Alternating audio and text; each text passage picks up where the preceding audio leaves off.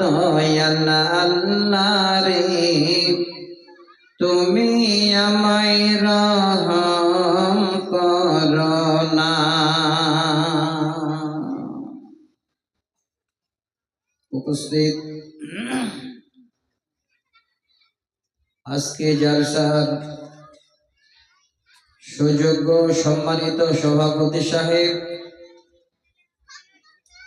মঞ্চে উপবিষ্ট ওলামায়ে কিরাম, সম্মুখে বসে থাকা উত্তর এরিয়া থেকে আসা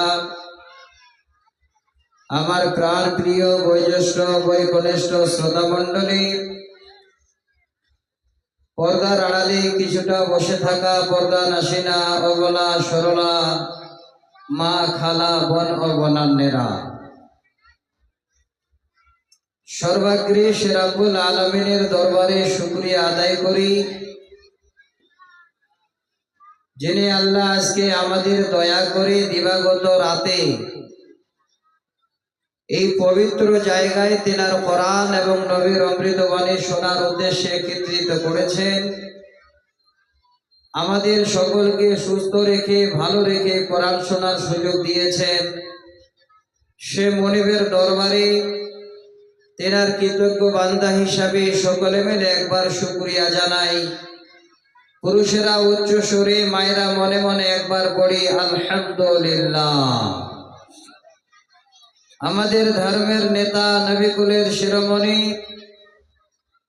মা আমিনার দুলাল, আব্দুল্লাহর লাগতে জিগার, নবী মুহাম্মদ রাসূলুল্লাহ সাল্লাল্লাহু আলাইহি ওয়াসাল্লামের উপর শত কোটি শান্তির ধারা বর্ষিত হোক। আল্লাহুম্মা আমিন। আল্লাহুম্মা সাল্লি আলাইহি, আল্লাহুম্মা বারিক আলাইহি। ব্রাদার ইন ইসলাম, আমি আমার বক্তব্যের শুরুতে একা দুটো কথা আপনাদের বলি। যেখানেই পশ্চিম বাংলায় আমরা ঘুরছি, এই জালসার প্রথম সূচনাটা সব জায়গায় একই হালাত। সকলের একটা ধারণা, রাত 9টার আগে জালসাতে আসবো না আর 12টার পরে থাকবো না, এই রকমের একটা রেওয়াজ মনে হয় চালু হয়ে গেছে। আপনারা একদিনের জালসা করেছেন, 3 জন আলেম ওলামাদের দাওয়াত দিয়েছে। এবার 8টা থেকে শুরু করে যদি 2 ঘন্টা করে একটা আলেমকে আপনারা টাইম দেন, তাহলে হিসাব মিলান কতদূর টাইমটা যায়। তা তো টাইম আপনারা দেন না। 1 থেকে 1.5 ঘন্টা টাইম খুব বেশি যদি হয়। তারপরেও জালসা শুরু হচ্ছে রাত 8টার পরে। সত্যি আফসোস লাগে। অথচ গ্রামের মানুষ, বাড়ির মানুষ আমরা ঘুরছি রাস্তায়, এতটুকুন আমাদের বিবেকে বাঁধে না যে আল্লাহ, সারা বছর ঘুরলাম, সারা বছর বাজার করলাম, সারা বছরে চারিদিকে গেলাম, কমপক্ষে আজকের দিনটা শুরু থেকে আলেম ওলামাদের মুখে কিছু কোরআন হাদিসের বয়ান শুনি। এই রকমের যদি একটা ধারণা আমাদের আসতো, তাহলে এই গ্রামের মানুষ আসলেই চেয়ারগুলো ফাঁকা থাকতো না। তো যাক, যারা আপনারা এসেছেন, আমি আপনাদের শ্রদ্ধা জানাই, বড়দের ছোটদের স্নেহ করি। অবশ্যই আমি এই প্রাথমিক অবস্থায় আজকে এই 3 জন বক্তার মধ্যে অনেক দূর থেকে যদি আমি এসেছি, প্রথম আমার আজকে নাম্বার, আমি এই টাইমটাকে আপনাদের চাইবো না যে এতটুকুন টাইম আপনাদের এলোমেলো কথা বলে নষ্ট করি। অথচ আমি এসেই আপনাদের স্টেজে এসেছি, এত দূর রাস্তা সফর করে এসে আমি টাইম নিইনি। আমাকে বললেন, আপনি যদি বলেন এখনই টাইম, আমি বললাম তৈরি আছি। যাক, আলহামদুলিল্লাহ।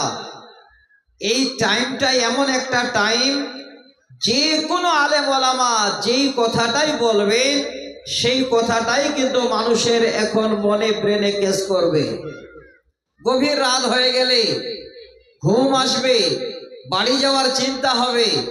যাক আলহামদুলিল্লাহ, আমি খুব খুশি আপনাদের কাছে যে এই টাইমটা পাওয়াতে। যারা আপনারা বসে আছেন, আপনারা আমার দয়া করে কথাগুলো শুনবেন। আমি এত দূর থেকে এসে আমিও আপনাদের ফাঁকি দিয়ে যাওয়ার চেষ্টা করব না। আর আপনারা এখানে এসেছেন, আপনারাও যেন কিছু নিয়ে যেতে পারেন, আপনাদের মন ভরে সেটাই দেওয়ার চেষ্টা করব ইনশাআল্লাহ। আমি খুব বেশি আয়াত পড়িনি, শুনবেন ভালো করে। আল্লাহর কোরআনের একটি সূরার নাম হলো সূরা আল আ'রাফ। সেই সূরা আল আ'রাফের 33 নম্বর আয়াত আপনাদের সামনে আমি পড়লাম। সহিহ মুসলিম শরীফের একটি হাদিস, হাদিস নাম্বার 35, এক লাইনের ছোট একটা হাদিস আমি আপনাদের সামনে পড়ে রাখলাম। কোরআনের সঙ্গে হাদিসের মুনাসেবাত রেখে, কোরআনের সঙ্গে হাদিসের সম্পর্ক জুড়ে দিয়ে একটা বিষয়, একটা টপিকের উপরে আমি আপনাদের সামনে আলোচনা করব। এবং যতক্ষণ আলোচনা করব ইনশাআল্লাহ, আমার টাইম যতক্ষণ আল্লাহর তরফ থেকে নির্ধারিত হয়েছে, ততক্ষণ পর্যন্ত আল্লাহর কোরআন এবং সহিহ সুন্নাহর উপরে দলিল সহকারে, রেফারেন্স সহকারে আপনাদের শোনাবো, চেষ্টা করব ইনশাআল্লাহ। আল্লাহ তুমি আমাকে বলার, শ্রোতাদের শ্রবণের পরে উভয়কে আমল করার তৌফিক দিও। সকলে মিলে একবার পড়ি আল্লাহুম্মা আমিন। আমার দিনী বন্ধু, আমি আপনাদের এই পার্থিব জগৎকে সামনে রেখে, আমাদের এই পরিবেশ, এই পরিজনকে সামনে রেখে, আমাদের এই ডিজিটাল, এই মডার্ন যুগটাকে সামনে রেখে কোরআন এবং সহিহ সুন্নাহর উপরে আমি আপনাদের সামনে কথাগুলো বলবো।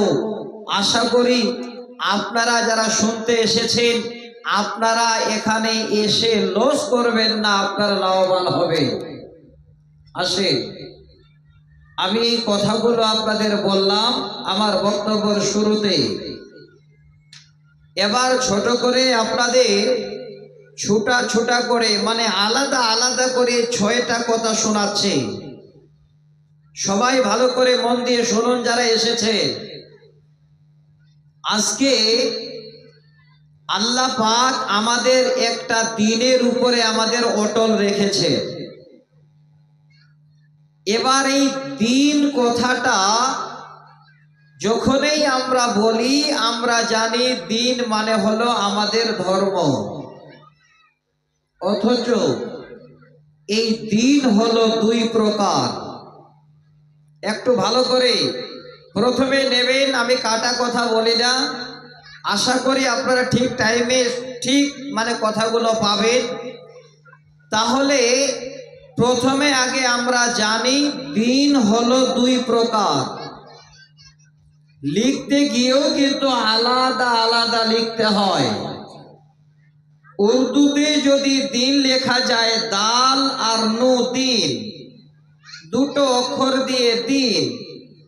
এই দিনের অর্থ হলো আমরা এই সকাল থেকে সন্ধ্যা পর্যন্ত যে সময়টা পাই, আল্লাহ আমাদের দিন, এই 11-12 ঘন্টার সময়ের একটা দিন। সেটাকে যদি আমরা আবার বাংলায় লিখি, তাহলে দই ইসি দৈতান্ন দিন। এটারও অর্থ হলো এই 11-12 ঘন্টার সময়। আর একটা দিন আমরা বলি বা লিখি, সেখানে একটা অক্ষর বাড়িয়ে দিতে হয়, দাল ইয়া নুন, দিন। এই দিনের অর্থ হলো আমাদের ধর্ম। আর বাংলায় যখন আমরা লিখি দয় বয় যুক্ত দীর্ঘি দৈতান্ন দিন, এই দিনের মানে হলো আমাদের ধর্ম। তাহলে প্রথমে আমরা একটা কথা শুনলাম, দিন। দিন হলো 2 প্রকার, লিখতে গিয়েই আলাদা হয় এবং আমরা চোখের সামনেও দেখতে পাই আলাদা। একটা দিনের মানে হলো এই 11-12 ঘন্টার সময়ের দিন, আর একটা দিনের অর্থ হলো আমাদের ধর্ম। এবার আসে যেটা আমাদের ধর্ম, যেটা আমাদের দিন, এই দিন চারটি জিনিসের উপরে কায়েম থাকে বা আছে। চারটি জিনিস আপনারা হয়তো জানেন, যে হয়তো হাদিস শুনেছি যে মাওলানা বুনিয়াল ইসলাম আলা খামসিন, একদম সহি হাদিস, ইসলামের বুনিয়াদ 5টি জিনিসের উপরে স্থাপিত থাকে। কিন্তু আমি ইসলামের বুনিয়াদ শোনাচ্ছি না, আমি দ্বীনের কথা আপনাদের শোনাচ্ছি। আমাদের যে ধর্ম, এই ধর্ম 4টি জিনিসের উপরে কায়েম আছে, অটল আছে। 4টি জিনিস কি শুনবে? 1 নাম্বার হলো আকায়েদ, 2য় নাম্বার হলো ইবাদত, 3য় নাম্বার হলো মুআমেলাত, 4র্থ নাম্বার হলো আখলাক ওয়া আদাব। খুব দামি কথা, আমরা হয়তো সব অর্থ বুঝতে পারলাম না, আলেম ওলামারা বুঝে নিয়েছে। তো এই 4টি জিনিসের উপরে আমাদের ধর্ম বা আমাদের দ্বীন অটল আছে। এবার 4 নম্বর শব্দটা আপনাদের আমি বলছি। কি শব্দটা বললাম? আখলাক ওয়া আদাব। আখলাক মানে হলো চরিত্র, আর আদাব মানে হলো শিষ্টাচার। এবার আমরা এই আল্লাহর দুনিয়াতে, পৃথিবীর আল্লাহর বান্দা বান্দি হিসাবে আমরা যে চলাফেরা করব, আমাদের চলার গতি কেমন হবে, আমাদের চরিত্রটা কেমন হবে, আমাদের শিষ্টাচার কিভাবে হবে, এই কথাগুলো আমাদের জানা অবশ্যই জরুরি বা দরকার। আবার আপনাদের বলি, আখলাক ওয়া আদাব, সেখান থেকে আমি একটা নির্যাস বের করে নিচ্ছি, একটি জোড় আপনাদের ওখান থেকে বের করে নিচ্ছি। যে বিষয়টাকে আপনাদের বুঝাতে যাচ্ছি, সেখান থেকে একটা উচ্ছ্বাস, একটা হাদিস থেকে বের করে নিচ্ছি। আজকে যেটা আমার বিষয়, ভালো করে মায়েরা, বাপেরা সবাইকে বলবো, একটু এই প্রথম হেডলাইনটা মনে রাখবেন। আমার হেডলাইন, আমার বিষয়টার নাম হলো লজ্জা। শুনবেন ভালো করে। উর্দুতে বলা হয় হায়া, এটাও 3টা অক্ষর দিয়ে লেখা হয়। আবার লজ্জা যখন বাংলায় লিখি, সেটাও 3টা অক্ষর দিয়ে আমরা লিখি, যদিও একটা অক্ষরের সঙ্গে একটা অক্ষর যুক্ত লাগাই। তাহলে আজকে এতগুলো কথা আমি বলবো, এত বড় আয়োজন আপনাদের, আর আমার বিষয়টা এত ছোট। নাম কি বললাম? লজ্জা। কত জরুরি, কত দরকার আমাদের বর্তমান সমাজে, বর্তমান আমাদের এই লজ্জাকে বর্তমানে আমরা এখন সবাই বাড়িতে, রাস্তায়, চলাফেরাতে, হাটে, বাজারে এই লজ্জা নামক সবথেকে অতি উত্তম সম্পদটাকে আমরা বিক্রি করে খেয়েছি। আমরা যেন বেলজ্জা হয়ে মানুষ দুনিয়া করছি। আসে প্রথমে একটা দলিল দিয়ে আমি শুরু করছি, একদম সহি সানাদে। হাদিসটির নাম হলো মুসনাদ ইবনে মাজা, মুসনাদ ইবনে আহমদ, একদম সহি হাদিস। আর একটা হাদিস শোনাচ্ছি, সুনান ইবনে মাজা, সুনান ইবনে মাজা, মুসনাদে হাকিম, যেটা হাদিসের কিতাব। প্রথমে হয়তো বলতে গিয়ে একটু মিস্টেক হলো। আমি যে হাদিসটার উদাহরণ দিচ্ছি, সুনান ইবনে মাজা, হাদিস নাম্বার 4181, 4181। এই হাদিসটাকে দিয়ে আমি আমার বিষয়টাকে শুরু করছি। এবার আপনারা সুন্দর করে এই লজ্জাটাকে আপনারা নিজের পাল্লায় বা নিজের তারাজুতে, নিজের দাঁড়িতে একবার ওয়েট করবেন। আল্লাহ রাসূল বলছে, নবীজি বলেন, ইন্না লিকুল্লি দীনিন খুলুকান ওয়া খুলুকুল ইসলামিল হায়াউ। নিশ্চয় পৃথিবীর বুকে যত দিন আছে, যত ধর্ম আছে, সমস্ত ধর্মের একটি আপার লেভেলের আহাম তাদের গুণ আছে, তাদের সিফাত আছে।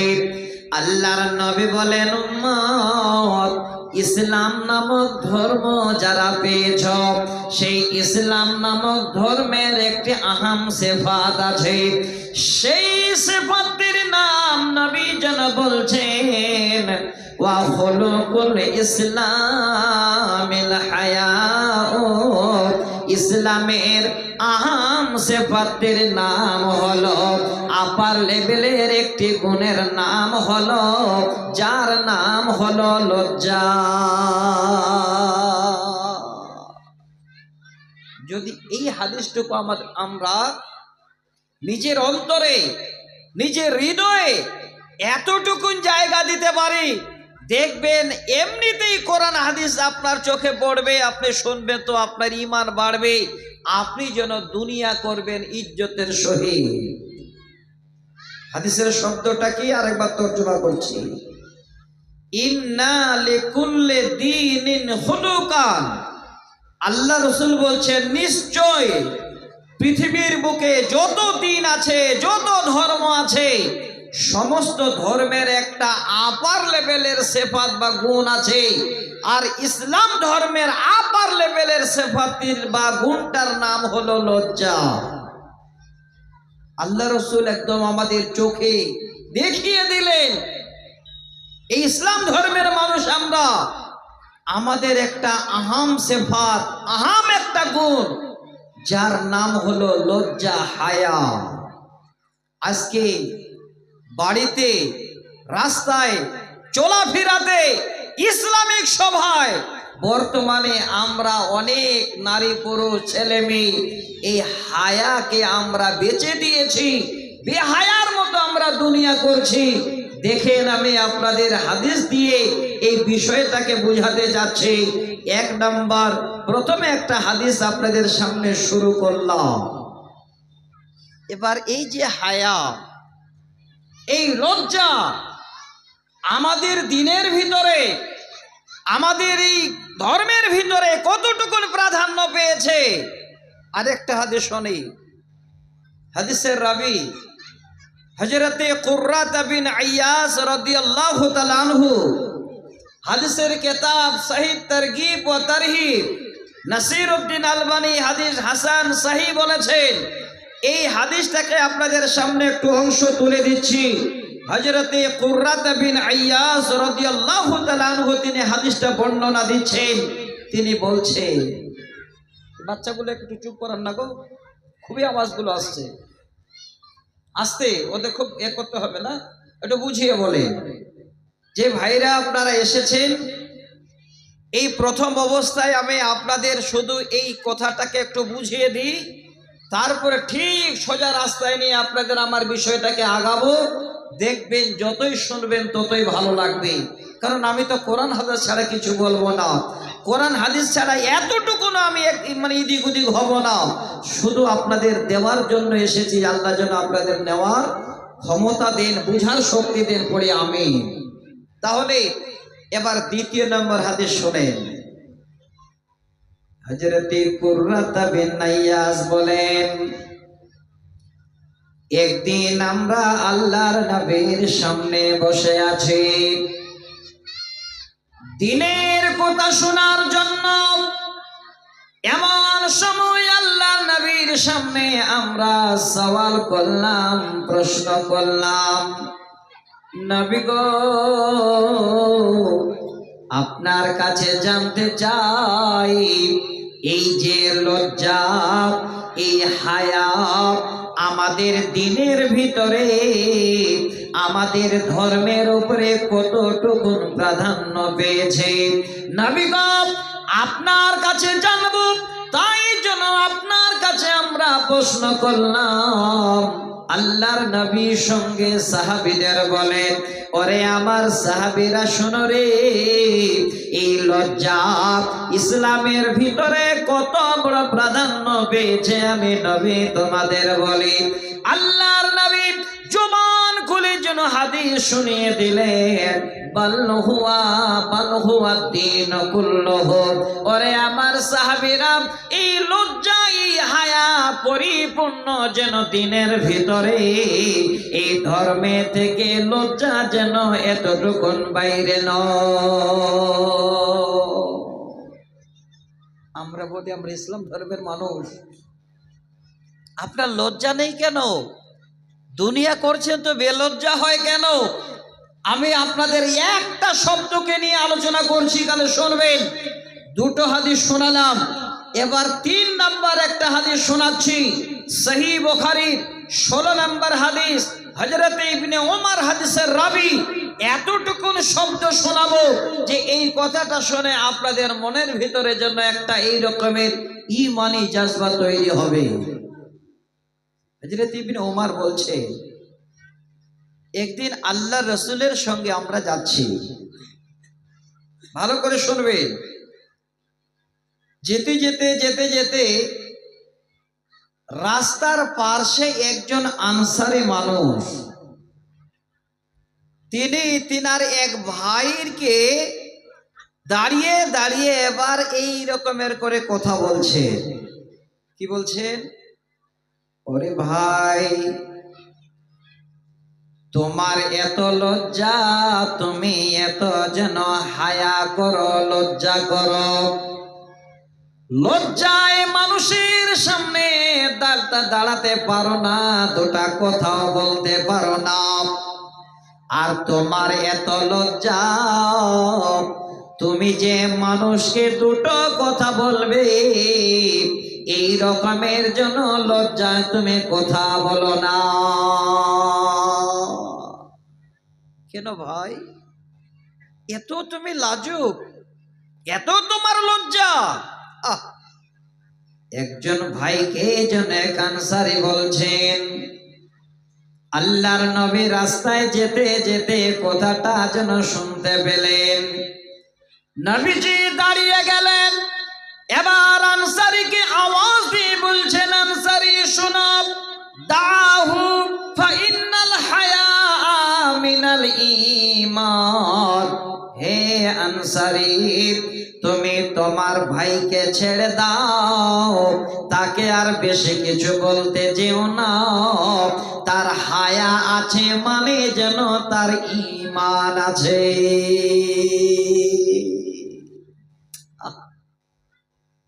আমরা যদি নিতে পারি কতটা কাজে দেবে আজকে আপনারা উপলব্ধি করবেন। বক্তব্য যখন শেষ হবে সেই টাইমে উপসংহার আপনারা কি পাবেন, খালি একটু অপেক্ষা করেন। এবার আল্লাহর রসুল বলছেন, বলো না ভাই, তাকে ছেড়ে দাও, তার লজ্জা আছে, হায়া আছে মানে তার ঈমান আছে। এটা দামি কথা পেলাম। এই হায়া যাদের থাকবে, লজ্জা যাদের থাকবে, তার ঈমান থাকবে। তাহলে এবার লজ্জার সঙ্গে একটা দামি সম্পদ আমাদের যোগ হলো, সেটার নাম হলো ঈমান। এবার আসে 4 নাম্বার একটা হাদিস শোনাচ্ছি।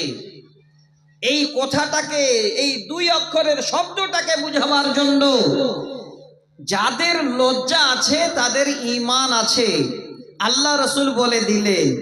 এবার আর একটা হাদিস শোনাচ্ছি, হাদিসের নাম সহিহুল জামে, হাদিস নাম্বার 2032 1300।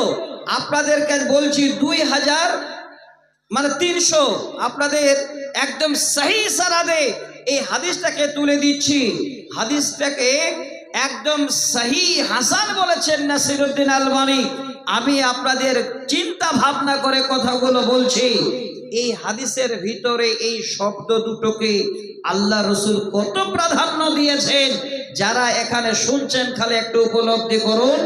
এবার আমার আঙ্গুল দুটোর দিকে তাকান, তাহলে হাদিসের তরজমাটা তাড়াতাড়ি বুঝতে পারবে। আগের হাদিসে শুনলাম যাদের হায়া আছে, লজ্জা আছে, তাদের ঈমান আছে।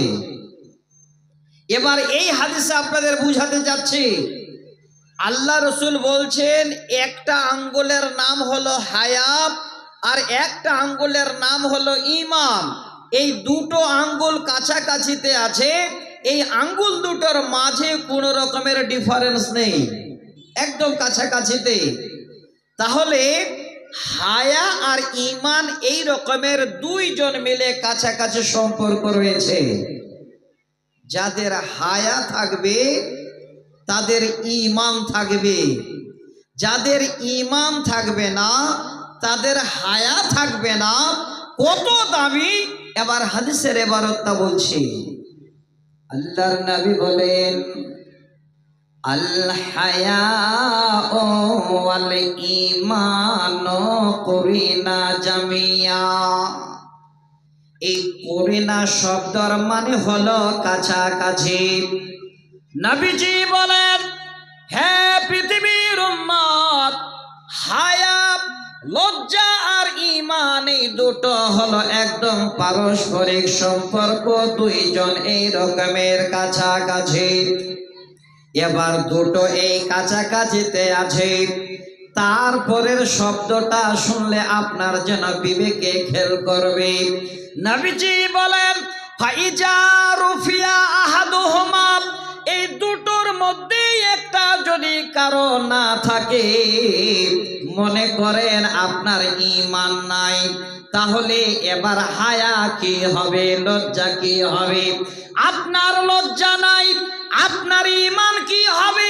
নবীজি বলছেন, ফাইজা রুফিয়া আহাদুহুমা, এই দুটোর মধ্যে একটা যদি না থাকে, ওয়া রফি আল আখার, দ্বিতীয়টাও ধরে রাখতে পারবে না, দ্বিতীয়টা তোমাদের কাছ থেকে এমনিতেই বিদায় নিয়ে নেবে। শুনেন, বুঝতে পারলেন কিনা? আরেকবার বলছি, আপনার লজ্জা নেই, আপনার ঈমান থাকবে না, তার সাথে সাথে ঈমান চলে যাবে। আপনার ঈমান নেই, আপনার লজ্জা থাকবে না, বেলজ্জা হবেন মানুষের সামনে। আপনি যত কথা শোনেন মনে হবে কে কি বলছে, বলতেই থাক, আপনার হায়াই হবে না।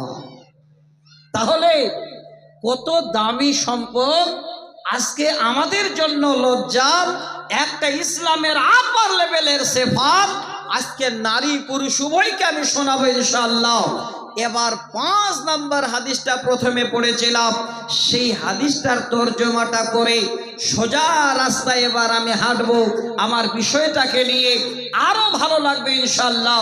তবে শোনেন, 5 নম্বর হাদিস, সহিহ মুসলিমের 35 নম্বর হাদিস।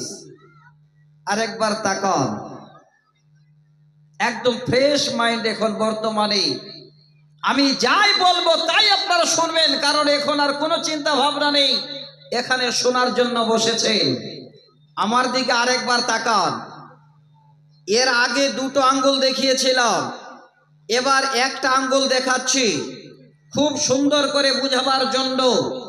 এই আঙ্গুলটা দাঁড় করিয়েছি, মনে করেন ঈমান শব্দটা আমরা শুনলাম, ঈমান শব্দটা আমরা লিখি দীর্ঘই ময়াকার দৈন্তান্ন ঈমান, উর্দুতে লেখি আলিফ ইয়া মিম আলিফ নুন ঈমান, একদম ছোট শব্দ।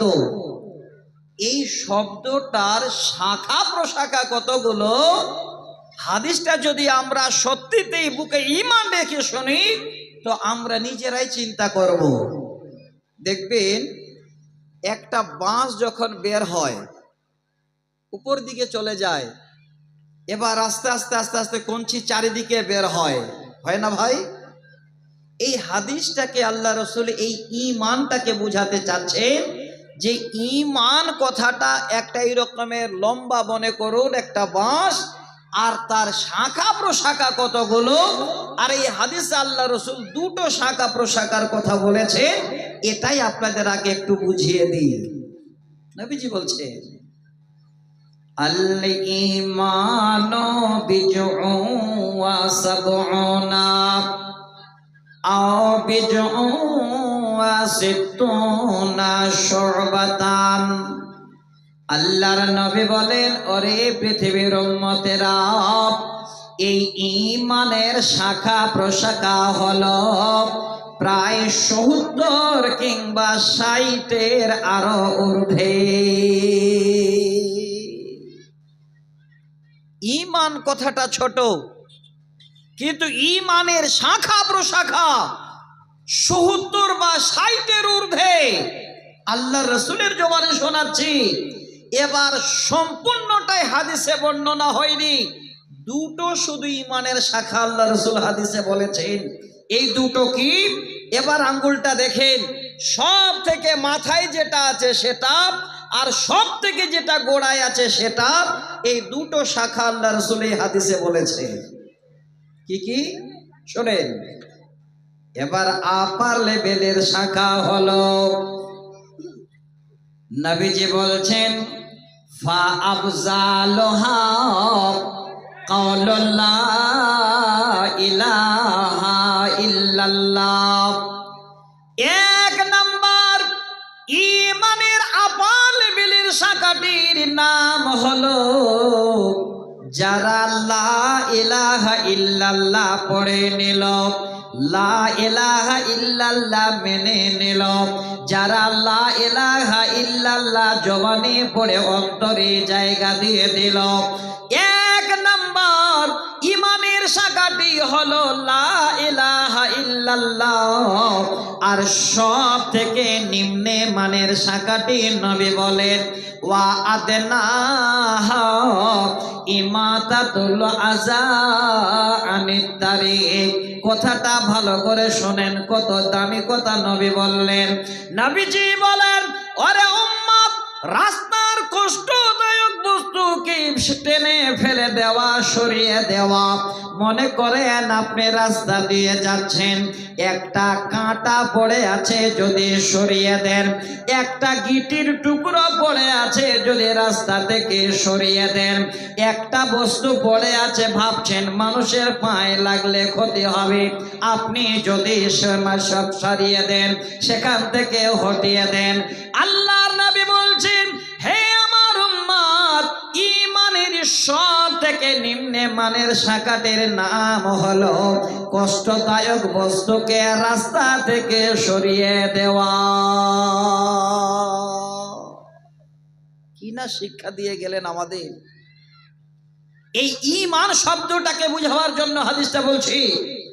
তাহলে সব থেকে নিম্নে মানের শাখা হলো রাস্তা থেকে কষ্টদায়ক বস্তুকে টেনে ফেলে দেওয়া। এবার শেষের শব্দটা শোনাই। শেষে নবী বলছেন ওয়াল হায়াউ শুবাতুম মিনাল ঈমান। ওরে পৃথিবীর মানুষ, এই হায়া, এই লজ্জা হলো ঈমানের অঙ্গ।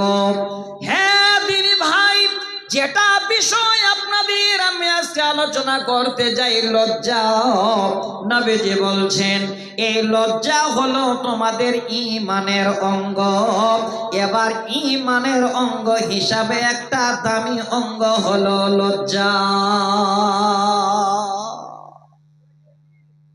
কত সম্পর্ক রয়েছে ঈমানের সঙ্গে এই লজ্জার। আজকে আমরা শুনি কিন্তু আমল করি না। কত বেহায়া বেলজ্জা দেখবেন। আমি একটা একটা করে দেখাচ্ছি আপনাদের। এবার তাহলে 5টি হাদিস শোনালাম শুধু আমার বিষয়টাকে আপনাদের তুলে দেওয়ার জন্য। বিষয়টার নাম কি বললাম? হেডলাইন লজ্জা। এবার আরো শোনেন, কথাটা তো ছোট, 2টা অক্ষর দিয়ে লিখলাম, অথচ একটা অক্ষরের সঙ্গে একটা অক্ষর যুক্ত করে লিখানো আছে লজ্জা। একদম ছোট, কিন্তু এই ছোট অক্ষর, এই লজ্জার আবার 2 কিসিম। লজ্জা হলো 2 প্রকার, আমরা সবাই জানি না। যথেষ্ট মেহনত করে আপনাদের জন্য আমি তৈরি করে কাগজে নোট করেছি যে আজকে এই জায়গাটাতে আমাকে আসতে হবে। আমার ভাইজানদের, দিনী আমার বন্ধুদের আজকে এই রকমের একটা পয়েন্ট নিয়ে কথা বলতে হবে যেন 1-1.5 ঘন্টা ভাইরা শুনে কমপক্ষে নিজের জন্য কিছু তারা নিয়ে যেতে পারেন। তার জন্য মেহনত করেছি বন্ধু, শুনবেন। এবার লজ্জা হলো 2 প্রকার। 2 প্রকার। সবাই জানি না, আমি বলে দিচ্ছি। এক নাম্বার লজ্জা হলো ফিতরি হায়া, যাকে বাংলায় বলা হয় প্রকাশ্য লজ্জা। দ্বিতীয় নম্বর হলো ঈমানি লজ্জা, ঈমানি হায়া। ঈমানি লজ্জা কাকে বলা হয়? আপনার ঈমান আছে, কোন একটা কাজ করতে যাচ্ছেন, কাউকে নয়, যিনি আল্লাহ আপনাকে খাবার দিচ্ছেন, পরার দিচ্ছেন, এত বড় অক্সিজেন দিচ্ছেন, একটা কাজ করতে গিয়ে হঠাৎ করে অন্যায় কাজে হাত দিতে যাচ্ছেন, বাধা প্রাপ্ত হলেন, আল্লাহ কেউ না দেখলো তুমি দেখতে পাচ্ছ, সেখান থেকে বেঁচে যাওয়াটাই হলো ঈমানি লজ্জা। আপনাদের দলিল দেব, আমি কোনো মুখের কথা আগেই বলেছি নয়, কোরআন এখানে আছে, আমি হাদিস আপনাদের সামনে তুলে দেব। এবার বলবেন মাওলানা হাদিস তো আমরা কিছুই বুঝি না, হাদিসের জানি না। এখন হাদিস আপনাকে পড়ার জন্য স্কুলে আর মাদ্রাসায় যেতে হবে না, আপনার পকেটে হাদিসের ভান্ডার ঘুরে নিয়ে বেড়াচ্ছে, কিন্তু আমরা জানি না। তাই আমি বলছি হাদিসের নাম্বার, আমি বলছি হাদিসের ইবারত। আপনি শুধু গুগলে গিয়ে খালি সুন্দর করে সার্চ করেন, দেখবেন হাদিসটা পুরো পাবেন, বিস্তারিত তাফসীর পাবেন, যেই ভাষায় আপনি জানেন সেই ভাষায় আপনি দেখতে পাবেন। সহজ দুনিয়া। আসে প্রথম যে শাখা মানে প্রকার বললাম, সেটা হলো প্রকাশ্য লজ্জা। প্রকাশ্য লজ্জা কেমন? সতর ছুপানা। ভালো করে শুনে নেবেন, এর বাংলা হলো নিজের ইজ্জতকে ঢাকা। এবার সবাই আমরা ইজ্জত ঢাকিয়ে আছি, আশা করি আলহামদুলিল্লাহ, লজ্জার কোনো ব্যাপার নেই। একটা ছোট করে উদাহরণ নেন, দেখবেন এই মানুষের কেমন লজ্জা আছে দুনিয়াতে। মনে করেন আপনি বড় মানুষ হয়ে গেছেন, জ্ঞানীগুণী হয়ে গেছেন, আপনার লজ্জা না হলে বিক্রি করে দিয়েছেন, কিন্তু একটা ছোট বাচ্চাকে দেখেন তার লজ্জা কত। 1-1.5 বছরের একটা বাচ্চা, আপনি গোসল করবেন, বাচ্চাটাকে আদর করে নিয়ে গেলেন, ভাবছেন যে বাচ্চাটাকে আমার সঙ্গে গা গোসল করিয়ে দেব। ওই মুহূর্তে এবার জামা কাপড় খুললেন, শার্ট খুললেন, গাঞ্জি খুললেন, খুলে এবার ঠিক দুপুরবেলায় রৌদ্র বেরিয়েছে, এই রকমের কোন একটা একডল পানি নিয়ে বা কুয়ায় বা কোন একটা টিউবওয়েলের ধারে বাচ্চাটাকে এবার মাথায় পানি দিয়ে গা গোসল দেবেন। আপনি বাবা ভাবছেন সব জামা কাপড় তো খুলে দিলাম, ছোট বাচ্চা, যদি প্যান্টটা খুলে গা গোসল দিত তাড়াতাড়ি হবে, ঠান্ডা কম লাগবে। আপনি কি করছেন? এবার মাথায় পানি ঢালার আগে ওই বাচ্চাটার প্যান্টটা খুলতে যাচ্ছেন, আর ওই যেখানে গোসল করাচ্ছেন সেখানে গ্রামের 1-2টা বাচ্চা বা কোনো লোক এসে দাঁড়িয়ে আছে। আচ্ছা দেখেন মিলান, ওই ছোট বাচ্চাটা বাবার দিকে দেখবে না, ওই যে লোকগুলো দাঁড়িয়ে আছে তার দিকে দেখছে, যে আমার বাবা প্যান্ট খুলছে, যে আমাকে দেখে হাসবে। তখন বাবা নিচে প্যান্ট টানছে আর ছেলেটার ওভার ধরে উপরে টানছে, প্যান্টটা খুলতে দেবে না লজ্জায়। বলুন ঠিক না ভুল বললাম? একটা ছোট বাচ্চা, সেও যেন লজ্জা করছে যে আমাকে দেখবে আর হাসবে, এই জন্যে প্যান্টটা টেনে ধরছে, খুলতে দেয় না। আল্লাহু আকবার। ছোট একটা বাচ্চারও লজ্জা আছে। এবার প্রকাশ্য লজ্জা বুঝাতে যাচ্ছি। আমার মা, আমার বোন যারা এখানে বসে আছেন কোরআন শোনার জন্য, ভালো করে শুনে নিন, আর বেশি টাইম নেই। আল্লাহ হায়াতে রাখলে এই ফেব্রুয়ারির 18 তারিখে দিন গিয়ে রাতে সাহারি খাবেন, 19 তারিখের প্রথম রোজা, সেদিন থেকে মায়েদের কোরআনের উপর চলবে চাপ। বলুন ঠিক না ভুল বললাম? 11 মাস কোরআনটাও দেখবে না খুলে। রোজার মাস আসলো, খাটবো বেশি আর কোরআনও পড়বে বেশি। আমার মা, আমি আয়াতটা বলছি, যদি কারো ঘরে বাংলা কোরআন থাকে তাহলে সুন্দর করে এই আয়াতটাকে ভুলবেন না, মনে রাখবেন। আর ওই টাইমে যখন পড়তে যাবেন তো সূরাটা নাম বলছি, আয়াত নাম্বার বলছি, আপনারা বের করে দেখবেন যে আমি যে কথাটা বললাম, প্রকাশ্য লজ্জা মানুষ কিভাবে পায়, কিভাবে লজ্জিত হয়, আমি তার উদাহরণ দিচ্ছি আল্লাহর কোরআন থেকে। আরেকবার নাম বলি, সূরাটার নাম হলো সূরা আল আরাফ, আয়াত নাম্বার 22। আমি 33 নম্বর আয়াত পড়ে রেখেছি, সেটা পরে তাফসীর হবে ইনশাআল্লাহ, কথা হবে। আমি 22 নম্বর আয়াতে এবার শোনাচ্ছি। মা দেখেন প্রকাশ্য লজ্জা মানুষ কিভাবে পায়। ছোট করে বলতে গেলে এখানে অনেক টাইম লাগবে। আল্লাহ পৃথিবীর বুকে একজন মানুষ সৃষ্টি করেছিলেন, একদম সর্বের সেরা, সব থেকে প্রথম মানুষ যিনি বানিয়েছিলেন, একবার তিনার নামটা চট করে বলেন। কি নাম? হযরতে আদম আলাইহিস সালাম। একটু বললে ভালো লাগতো। এবার সেই লোকটার নাম আর একটা আছে, আবুল বাশার। এবার বলবেন যে আবুল বাশার তার মানে আমাদের গ্রামেও আছে সে নাকি? না, আবুল বাশার কাকে বলা হয়? আব মানে হলো বাবা, আর বাশার মানে মানুষ, মানুষের বাবা। যিনি পৃথিবীর বুকে সমস্ত মানুষের বাবা হিসাবে চিহ্নিত, তিনি হলেন হযরতে আদম আলাইহিস সালাম। ছোট করে শোনাচ্ছি। আল্লাহ সুন্দর করে তিনাকে বানালেন, রুহুদান করলেন, থাকার জায়গা যেমন তেমন নয়, সরাসরি জান্নাতে আল্লাহ জায়গা দিলেন। এবার একাই আছে, ভালো লাগছে না বলে দাঁড়াও, বাম পাঞ্জরের হাড় থেকে এবার একদম সহিহ বুখারী মুসলিমের হাদিস, তিনার জীবন সঙ্গিনীকেও আল্লাহ বানিয়ে দিলেন। দুইজনে জান্নাতে। কি জান্নাত, কত দামি সম্পদ, কত দামি জায়গা। আল্লাহ এবার বলছে, ওরে আদম, তুমি আর তোমার বিবি আমার জান্নাতে চলো ফিরো, খাও, আনন্দ করো। হ্যাঁ আদম, পুরো জান্নাত আমি তোমাদের জন্য ফ্রি করে দিয়েছি, যা খাওয়ার মন চায় তোমরা চাও, আমি আল্লাহ ব্যবস্থা দিয়ে দেব।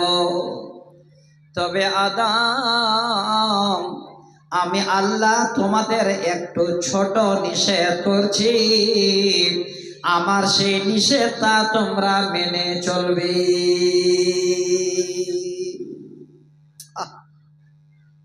শরীয়ত বর্তমানে, কোরআন হাদিস বর্তমানে যেগুলো নিষেধ করছে, 100-র মধ্যে 95টা লোক সেগুলোই করছে। দেখেন আসছে কোথা থেকে এই অমান্যকারী আজকে আমরা কেন? একবার খালি ভেবে দেখেন, পুরো জান্নাতটাকে আল্লাহ ছেড়ে দিলেন দুইজনকে, আর বললেন ওয়ালা তাকরাবা হাজিহি সাজারা, খালি ওই গাছের কাছে যেও না, আর ফল খেও না। জানা কথা। আমার বক্তব্য এটা নয়, আমি প্রকাশ্য লজ্জা কিভাবে মানুষ পায়, প্রকাশ্য লজ্জা কি এটা জানাতে চাচ্ছি। এবার শয়তানের চক্করে পড়লো, তাফসীরে ধরেছেন, এবার সব বাধা বিঘ্ন বাদ দিয়ে ওই জান্নাতের গাছে গিয়ে হাজির, দুইজনে এবার ফল তুলে মুখে লাগিয়ে খাচ্ছে। আল্লাহ নারাজ হয়ে গেলেন। আল্লাহ পাক এবার সরাসরি তিনার তরফ থেকে যেন বার্তা দিয়ে দিলেন, আদম শোনো, আমি আল্লাহ আমার তরফ থেকে কথা শুনে নাও। আল্লাহ বলছেন, ফালাম্মা শাজারাতা বাদাত লাহুমা সাওআতুহুমা ওয়া তাফীকা ইয়াখসিফানি আলাইহিমা মিন ওয়ারাকিল জান্নাহ। এতটুকুন তরজমা শুনলে শরীরটা শিউরে উঠবে। আল্লাহ পাক আওয়াজ দিয়ে দিলেন, হে আদম ওরে হাওয়া, আজকে আমার কথা অমান্য করার কারণে, জান্নাতের গাছের ফল খাওয়ার কারণে, বাদাত লাহুমা সাওআতুহুমা ওয়া তাফীকা, আমি আল্লাহ তোমাদের শরীরটাকে বিবস্ত্র করে দিলাম।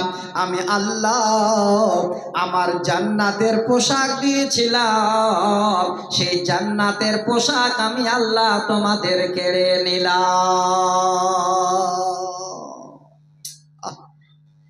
এত সুন্দর জান্নাত, খাচ্ছে ফিরছে ঘুরছে, জান্নাতি রেশমি পোশাক তাদের গায়ে। এই কথাটা অমান্য করার কারণে আল্লাহ সর্বপ্রথমে জান্নাত থেকে তাদের ওই জান্নাতি লেবাস গুলোকে খুলে নিলেন। দুইজনে উলঙ্গ। দেখেন তাফসীর, আমি দলিল দিলাম সূরা আল আরাফ 22 নম্বর আয়াত। এক অপরের দিকে তাকাতে পারে না, এত লজ্জা পেয়েছে। কি করবে? আল্লাহ পাক বলেন, ইয়াকসিফানি আলাইহিমা মিন ওয়ারাকিল জান্নাহ। সেই লজ্জাকে নিবারণ করার জন্য, লজ্জাকে ঢাকার জন্য আবার জান্নাতের গাছের পাতাগুলো টানে, জান্নাতের গাছের পাতা টেনে টেনে আবার তারা তাদের লজ্জাস্থান ঢাকা। পোশাক আল্লাহ কেড়ে নিয়েছেন, এতটুকুন কথা অমান্য করার কারণে এবার তারা গাছের পাতা টেনে তারা লজ্জাস্থান ঢাকাচ্ছে। এত লজ্জা পেয়েছে, এক অপরের দিকে তাকাতে পারে না, প্রকাশ্য এত বড় লজ্জা তাদের, আল্লাহর জান্নাতের পাতা টেনে তারা লজ্জাস্থান ঢাকাচ্ছে। আমার মা, হে বাপ, আজকে আমার বিষয়টাকে একটু মাথায় রাখবেন। বর্তমানে এখন 12 হাতের লম্বা শাড়ি পরার পরেও আমার মায়েরা তাদের পুরো বডি ইজ্জতকে ঢাকিয়ে রাখতে পারে না। মিলান, আজকে আমার মায়েদের পুরো বডিটাই হলো ইজ্জত, অথচ 12 হাত লম্বা শাড়ি পেয়েছে, কত দামি টাকা দিয়ে তারা কিনে নিয়ে এসেছে, আমার মায়েরা তারা তাদের ইজ্জতকে ঢাকিয়ে রাখতে পারে না। স্টাইলের শেষ নাই, লজ্জা খেয়ে ফেলেছে। দেখেন, একটা কবিতা শোনায় আপনাদের ভালো লাগবে। এত ঘোরগোলের কারবার, মেয়েদের জামাতে কলার, ছেলেদের গলে দেখে হার, কে ভাইয়া দেখায় কি সুন্দর, এত ঘোরগোলের কারবার, এত ঘোরগোলের কারবার, মেয়েদের জামাতে কলার, ছেলেদের গলে দেখে হার, কে ভাইয়া দেখায় কি সুন্দর, এত ঘোরগোলের কারবার।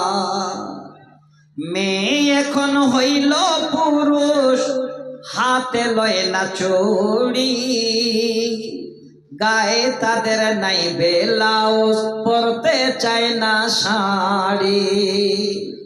মেয়ে এখন হইল পুরুষ, হাতে লয় না চুড়ি, গায়ে তাদের নাই ব্লাউজ, পরতে চায় না শাড়ি। দেখো বোরখা পরে আও, সাইনবোর্ড দে যে উল্টে আও, ফেস কাটিং দেখায় কি সুন্দর, এত ঘোরগোলের কারবার। 16 ঘিরা কাপড় লাগে ব্লাউজ ভাই, 10 ঘিরা বানাইলে দাদা কেমনে দেখা যায়। আগে আমার দাদিকেও দেখেছি, নানিকেও দেখেছি, চলে গেছেন। 119 বছর বয়সে আমার নানি মারা গেলেন এই 2 বছর আগে। বসে বসে লম্বা হাতা ব্লাউজ সিলাতেন, ব্লাউজ পরতেন, বয়স্ক মানুষ। এখন আর বেশি কাপড় লাগে না, অল্প কাপড়েই ব্লাউজ বানিয়ে ফেলছে। কি বলবো আপনাদের, শুধু এই লজ্জাটাকে বুঝবার জন্য আপনাদের বলছি। কবিতায় বলছেন, 16 ঘিরা কাপড় লাগে ব্লাউজ ভাই, 10 ঘিরা বানাইলে দাদা কেমনে দেখা যায়। যেন বোয়াল মাছের পেটি, যেন করে ঝিকে মেকে, পুরুষেরা দেখলে পরে করে যে হায় হায়, এত ঘোরগোলের কারবার। মায়েরা আমার, একবারও কি আপনার এই কথাটা বিবেকে আসে না? আপনাদের চিন্তা হয় না, আল্লাহ এত নিয়ামত দিয়েছো, এত বড় বড় জামা কাপড় থাকা সত্ত্বেও কেন বেহায়া বেলজ্জার মতো আমরা এই চরিত্র করে চলি? আমার মায়েদের বলবো, মা, প্রকাশ্য লজ্জা হলো আপনাদের জন্য আজকে আমার প্রথম উদাহরণ। আরো শোনাচ্ছি, সহিহ বুখারীর একটাই হাদিস শুধু আজকে এই প্রকার প্রকাশ্য লজ্জাকে বোঝাবার জন্য 5135 নম্বর হাদিস, বুখারী মুসলিমের হাদিস। যারা বাপ এখানে আছেন আপনারা একটু কর্ণপাত করুন। যাদের ঘরে সাবালিকা মেয়ে আছে, বিয়ে দেওয়ার মতো হয়ে গেছে, মেয়ে আছে, সেই বাবারা আজকে শুনে নিন। যদি জানা না থাকে একদম নিজেই আপনি সুন্দর করে এই হাদিসটাকে আজকে আমল করবেন। মেয়েকে যদি আপনি বিয়ে দিতে চান, জামাই দেখার আগে, ছেলে দেখার আগে মেয়ের বিয়ে দেবেন মনে মনে ভাবছেন, মেয়েটাকে নিয়ে বসে একদিন মেয়েটার কাছে আগে অনুমতি নিন, মেয়েটার কাছে এজাজত নিন। এটা হলো বাবার একদম যথেষ্ট কর্তব্য মেয়েকে বিয়ে দিতে গেলে। আমরা একটু মানুষ করি এমন ছেলে মেয়ে যেন এই ইসলামী শরীয়ত মোতাবেক আমাদের জীবন যাপন হয়। আজ থেকে 4 দিন আগে আল্লাহর কসম বলছে, শোনেন, একটা মেয়ের বিয়ে হলো, সেটা আমার বন্ধুর মেয়ে। এবার MBBS করছে, থার্ড ইয়ারে এবার আজকে আবার কলকাতায় যাচ্ছে, সবে মাত্র বিয়ে হলো। ভালো করে শুনবেন, আমি কেন বলছি আপনাদের, আমার মায়েরা শোনেন। মেয়েটা MBBS করছে আপনার ডায়মন্ড হারবার, ওই যে আপনার মেডিকেল কলেজে। কোনো ছেলে এখন পর্যন্ত তার পুরো মুখমণ্ডল দেখতে পাইনি। বাবা নিজেই রাখতে যায়, আসার টাইমে আবার বাবাকে যেতে হয় আনার জন্য, কারো সঙ্গে আসে না। ওই মেয়েটার বিয়ে হলো একটা ছেলের সঙ্গে। তো আমার মেয়ের বাবা বন্ধু বলছে, ভাই ছেলে দেখতে যেতে হবে, ছেলের খোঁজ পেয়েছে একটা। কোথায় বলো? অমুক জায়গায়। যখনই বলেছে আমি বললাম ওইটাও আমার বন্ধুর ছেলে। এত বড় দাড়ি, আলহামদুলিল্লাহ, সুন্নতি দাড়ি। আর সরকারিতে PhD করছে গৌহাটিতে। আজকে দুপুর বেলায় পৌঁছে গেছে ছেলেটা, একদম রানিং বিয়ে, 2-4 দিনের কথা বলছি। এবার ওই ছেলেটার সঙ্গে মেয়েটার বিয়ে হলো। আহ, কি সুন্দর শরীয়তি বিয়ে, এমনি তো কোনো কথাবার্তা নেই। মেয়েটা বাবাকে বাবা বিয়ে দেবে তা তো বাবা বলেছে। এবার মেয়ে বাবাকে পুরো অনুমতি দিয়ে দিল, আর বলল যে এখানে কেউ এসে আমাকে বলবে না যে আমি বিয়েতে রাজি আছি কিনা, আমি পুরো অর্ডার দিলাম বাবা তোমার কাছে। মসজিদে বসে বাবা সুন্দর করে মেয়ের তরফ থেকে অর্ডার নিয়েছেন। এবার ছেলেকে নিজেই যেন শ্বশুর, ছেলের মানে শ্বশুর ইজাব কবুল করালেন, আর ছেলের বাবা নিজেই খুতবা পড়ালেন। দেখেন কত ভাগ্যবান ছেলেটা। বলে দিয়েছিল, বাবা আমার জিন্দগিতে যেখানেই বিয়ে হোক আমার বিয়ের খুতবাটা বাবা তুমি পড়াবে। আমাকে দিচ্ছিল বলে আমার বন্ধু কাছে চাইছিলাম যে আজকে ভাই বন্ধুর কাছে বিয়েটা পড়িয়ে নেব, কিন্তু ছেলেটার আমার আবেদনটা পূরণ করার জন্য আমি পড়াচ্ছি। নিজেই খুতবা পড়লো। এবার শেষ দোয়াটা আমাকে দায়িত্ব দিল, দোয়াটা আবার আমি পড়ালাম। আচ্ছা দেখেন কি শরীয়তি বিয়ে। নগদে 37,000 টাকা ছেলেটা পড়তে পারছে। বর্তমানে এখন গৌহাটি কলেজ থেকে করছে সে। 37,000 টাকা পুরোটাই 1 মাসের সে টাকা দিয়ে দিল মেয়ের হাতে, নগদ মোহরানা। কি শরীয়তি বিয়ে দেখেন, আল্লাহু আকবার। আমি বলছি বাবা যারা আছেন, আপনার মেয়েকে যদি বিয়ে দেন, ছেলে দেখার আগে, জামাই খোঁজার আগে মেয়েটার কাছে আগে অনুমতি নিন। এবার বলবেন মাওলানা মেয়েটার অনুমতি কেমন? মেয়েটা কি করে অনুমতি দেবে আমাকে? আর বর্তমান তো এরকম নয় যে মা তোমাকে বিয়ে দিতে যাচ্ছে, বলো তুমি রাজি আছো কিনা। আর মেয়ে তো সঙ্গে বলতে পারে না, ছেলে দেখো আমি বিয়ে করার জন্য তৈরি আছি। বলবে না। হাদিসটা শুনে নবীজি বলেন, ওয়ালা তুনকাহুল বিকরু হাত্তা তুস্তাজানা। হে পৃথিবীর মানুষ, তোমরা তোমাদের মেয়েদের বিয়ে দিও না হাত্তা তুস্তাজানা, যতক্ষণ পর্যন্ত ওই মেয়েটার কাছে বিয়ের আগে অনুমতি না নাও। সহিহ বুখারী মুসলিমের হাদিস, 5135 নম্বর হাদিস। আমি আপনাদের এই জন্য একদম দলিল দিচ্ছি। আল্লাহ রসুলকে জিজ্ঞাসা করছেন, ইয়া রসুল আল্লাহ, এই মেয়েটাকে আমরা বিয়ে দেব না এজাজত ছাড়া, তো মেয়েটার এজাজত কেমন নবী গো, আমরা তো জানি না। মেয়েটা কি করে আমরা জানবো যে মেয়েটা বিয়েতে রাজি আছে? নবীজি বলেন, ওই মেয়েটাকে যখন বিয়ের কথা বলবে, হাত্তা তুস্তাজানা, আল্লাহ রাসূল বলেন সেই মেয়েটি বিয়ের কথা শুনলে যেন একটু মুস্কি মেরে হেসে লজ্জায় মাথা নিচু করে নেবে, আর কোনো কথা বলবে না। নবী বলেন, উম্মত, এই মেয়েটার লজ্জা দেখো প্রকাশ্যে, আর বিয়ের কথা কাউকে বলতে পারে না। বিয়ের কথা শুনে একটু হেসে থেমে গেল, লজ্জায় মাথা নিচু করে নিল। এই মেয়েটার লজ্জা করে চুপ থাকাটাই হলো মেয়েটার বিয়ের অনুমতি। বাবা যদি বলতে না পারেন, তখন আপনারা আমরা কি করি? কি যে বলেন আপনারা জানি না, আমরা বলি ঘটক। বিয়ে যে লাগায় গো ঘটক, না কি বলেন আপনারা? ঘটক, আইবারি, আগোয়া, যেটাই বলেন। এবার ওই মেয়েটাকে দেখবেন কারো দাদি বা নানি বা বাড়িতে ভানি যারা আছে তাদেরকে দিয়ে বলে, যাও তো বলো তো মেয়েটাকে, একটু আয়েশাকে বা আমিনাকে বলো বিয়ে দিতে চাচ্ছে, রাজি আছে কিনা। দেখবেন তার ভাবি ঘরে নিয়ে গিয়ে যদি বলে, বোন রে, তোমার ছেলে দেখতে চাচ্ছে, বলো তো বোন তুমি বিয়েতে রাজি আছো কিনা। সেখানেও দেখবেন একদম ফ্রি মাইন্ডে কথা বলবে না, মুস্কি মেরে হেসে মাথা নিচু করে নেবে, শুনতে চাইবে তো হাসবে আর মাথা নিচু করে নেবে।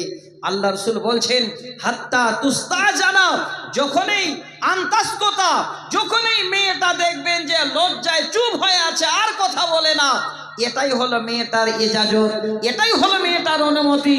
তো বাপ আমার, ভাই আমার, এটাকে বলে প্রকাশ্য লজ্জা। ওই মেয়েটা যেন বিয়ের সম্বন্ধে আর কাউকে কিছু বলতে পারে না, মাথা নিচু করে নেয়। তাহলে এক প্রকার হলো লজ্জার, একটা প্রকার আপনাদের জানালাম ছোট করে, আরো উদাহরণ দিলে খুশি হতেন কিন্তু যাচ্ছি না।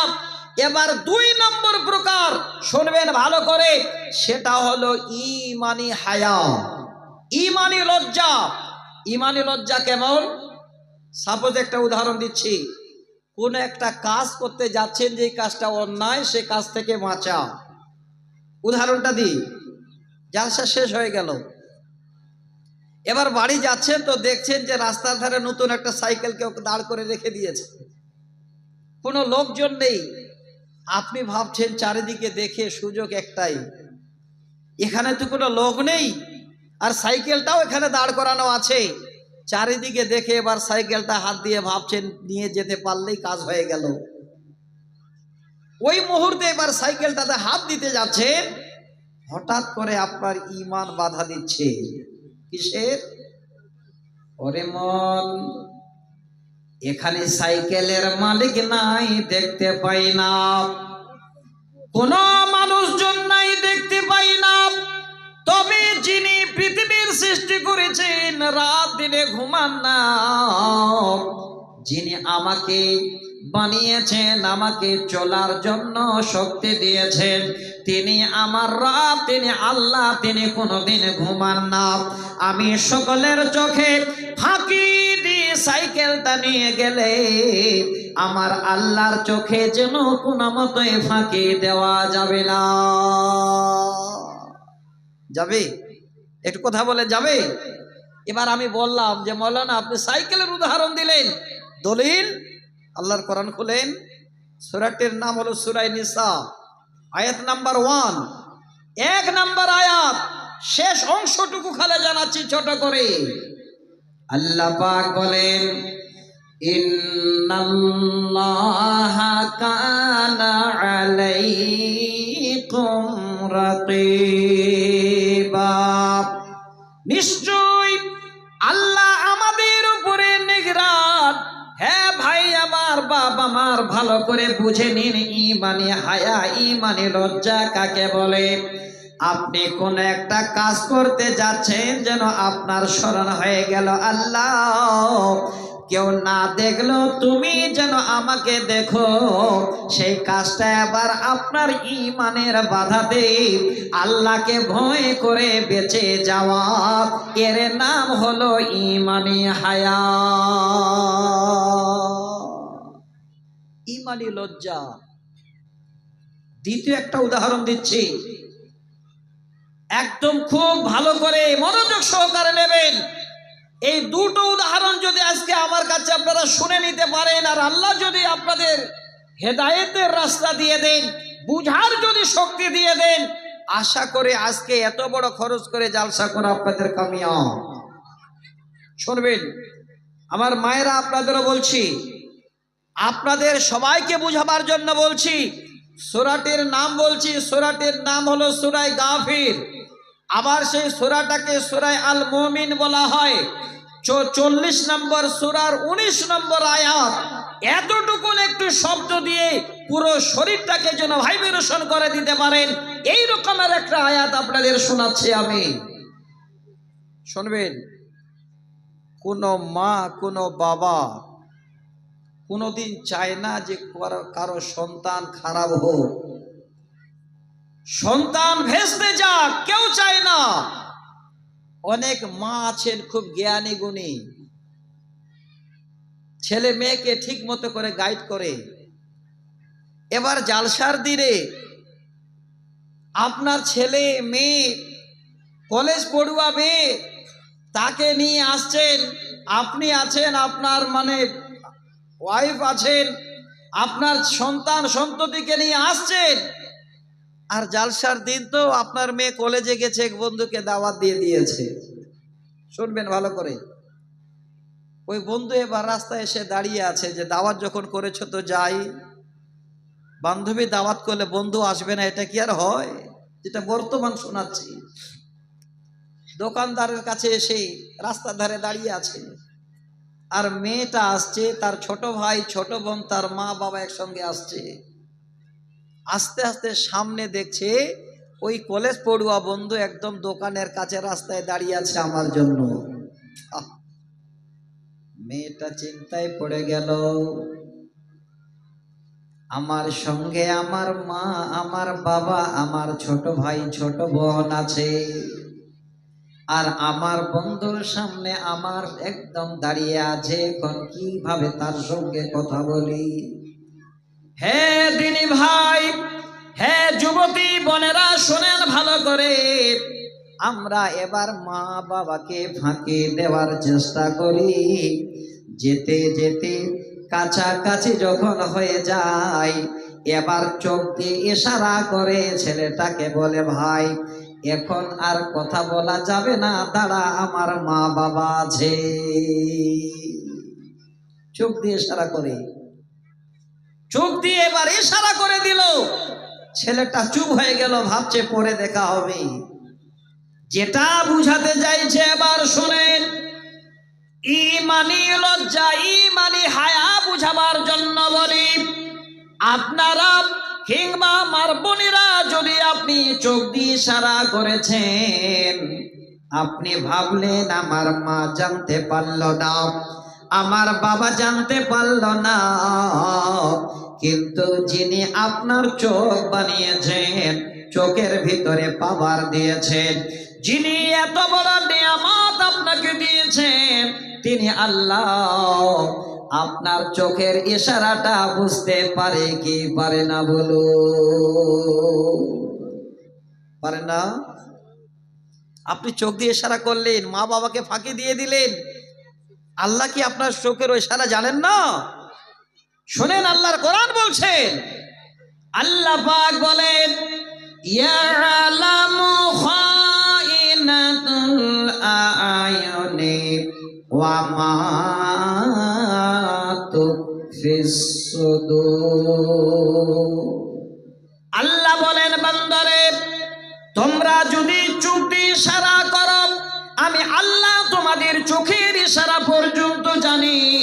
শুধু তা নয়, ওয়া মা তুখফিস সুদূর, তোমার অন্তরের ভিতরে কি তুমি সংকল্প করো, আমি আল্লাহ সেটাও যেন তোমার খবর জানি।